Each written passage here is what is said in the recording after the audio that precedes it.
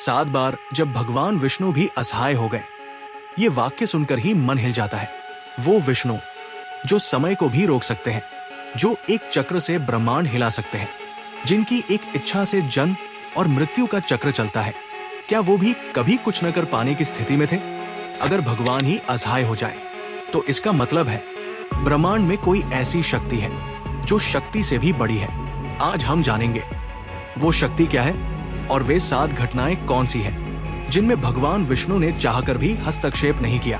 ये कथा है धर्म की, कर्म की, वचन की और उस पीड़ा की जो ईश्वर भी महसूस करते हैं। सृष्टि में 3 शक्तियां हैं।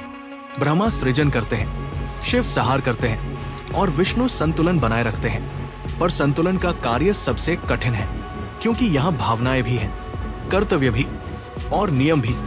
विष्णु सिर्फ देवता नहीं, वे ब्रह्मांडीय व्यवस्था के रक्षक हैं और उसी व्यवस्था ने उन्हें कई बार ऐसा बांधा कि वे चाहकर भी अपने प्रियजनों को नहीं बचा पाए। घटना 1, जब लक्ष्मी जी वैकुंठ छोड़कर चली गई। वैकुंठ सुनहरे महलों से सजा, शांति से भरा लोक। शेषनाग पर विश्राम करते विष्णु, पैरों की सेवा करती लक्ष्मी। पर उस दिन वातावरण बदला हुआ था। लक्ष्मी का चेहरा शांत नहीं, आहत था।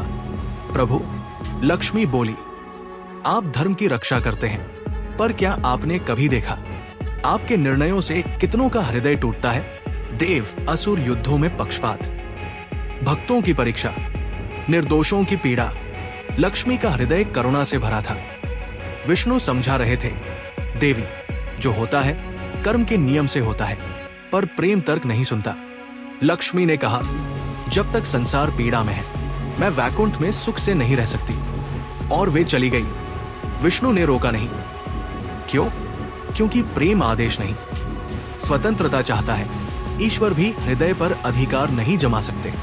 प्रेम बंधन नहीं, चयन है। अगर ये कहानी आपको भीतर तक छू रही है तो वीडियो को लाइक कीजिए, क्योंकि आगे जो होगा वो और गहरा है। घटना 2, भृगु ऋषि का अपमान। भृगु ऋषि अहंकार में थे। वे परखना चाहते थे श्रेष्ठ कौन। शिव क्रोधित हुए। ब्रह्मा ने अपमान महसूस किया। पर जब भृगु विष्णु के पास पहुंचे, उन्होंने सीने पर लात मारी। पूरा वैकुंठ कांप उठा। देवता सन्न। विष्णु उठे और बोले, ऋषिवर, आपके चरणों में कहीं दर्द तो नहीं? उनका सीना नहीं, उनका हृदय बोला था। वे दंड दे सकते थे, पर धर्म कहता था ब्राह्मण का सम्मान। जहां अहंकार हारता है, वही सच्ची ईश्वरता शुरू होती है। घटना 3, गंगा अवतरण। भागीरथ तप कर रहे थे। हजारों वर्ष गंगा को धरती पर लाना था, पर उसका वेग पृथ्वी तोड़ देता। विष्णु जानते थे खतरा है, पर यह कार्य शिव का था। ब्रह्मांड के नियम कहते हैं हर शक्ति का क्षेत्र अलग है। विष्णु बस देख सकते थे, निर्णय शिव को लेना था। सर्वशक्तिमान भी व्यवस्था से बंधे हैं। घटना 4, राम और सीता। राम जानते थे सीता हरण होगा, रावण मरेगा, युद्ध होगा, फिर भी उन्होंने रोका नहीं। क्यों? क्योंकि वे राजा नहीं, मर्यादा पुरुषोत्तम थे।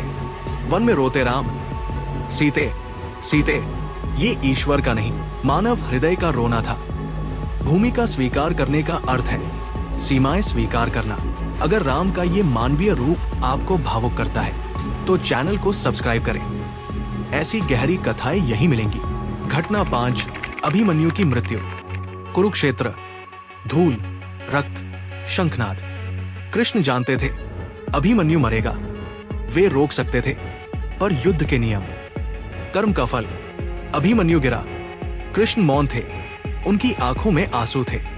ईश्वर नियम नहीं तोड़ते सिर्फ इसलिए कि वे कर सकते हैं। घटना 6, शेषनाग का श्राप। शेषनाग, जिन पर विष्णु शयन करते हैं, उन्होंने सृष्टि का भार उठाने का वचन दिया। एक श्राप ने उन्हें पीड़ा दी। विष्णु देख रहे थे, पर वचन श्राप ब्रह्मांडीय कानून है। वचन देवताओं को भी बांधता है।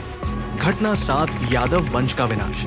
कृष्ण जानते थे उनका वंश नष्ट होगा, पर घमंड, मदिरा, अपमान, कर्म पक चुका था। उन्होंने रोका नहीं, क्योंकि धर्म पक्षपाती नहीं। अब समझ आता है, विष्णु असहाय नहीं थे, वे धर्म के प्रति समर्पित थे। जब भगवान भी नियमों से बंधे हैं तो हमारी पीड़ा, संघर्ष सिर्फ सजा नहीं, एक संतुलन का हिस्सा है। असहाय होना कमजोरी नहीं, कभी कभी वही सबसे ऊंचा धर्म है। अगर इस कहानी ने आपके भीतर कुछ बदला तो कमेंट में लिखिए, कर्म ही धर्म है। वीडियो शेयर कीजिए, चैनल सब्सक्राइब कीजिए, क्योंकि अगली कथा और भी रहस्यमयी होगी। जय श्री विष्णु।